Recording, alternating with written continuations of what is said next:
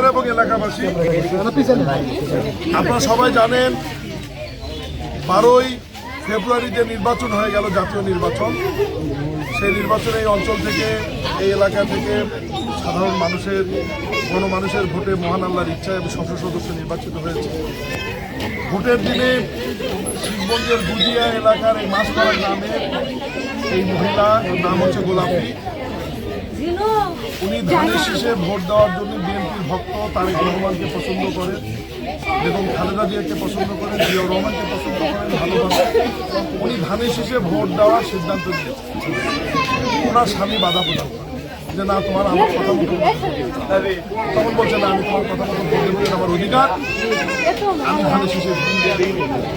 এরপরে ভোট দিয়ে আসার পরে তার উপর অত্যাচার করা হওয়ার পরে সে তখন বিষপান করে আত্মহত্যার চেষ্টা করে।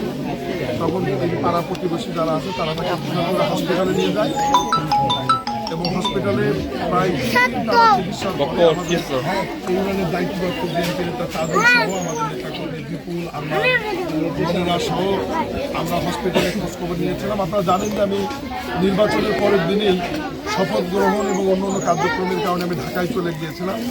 এই কারণে আমি এই বোনটার খোঁজ নিয়েছি টেলিফোনে, আমাদের লোকজনকে হসপিটাল পাঠিয়েছি, তার চিকিৎসার খরচ দিয়েছি। পরবর্তীতে এই বিষয়টি মাননীয় প্রধানমন্ত্রী আমাদের শ্রদ্ধেয় জনাব তারেক রহমানের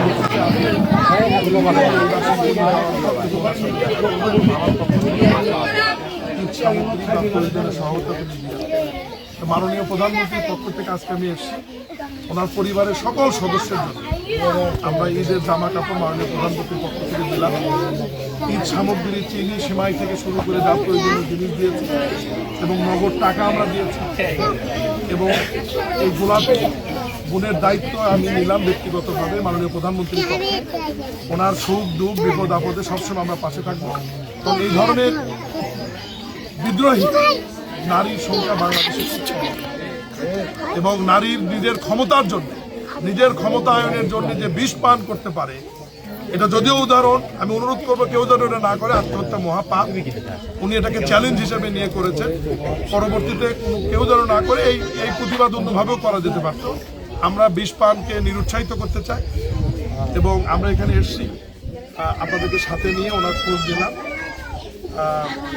আপনি খুশি তো বোন?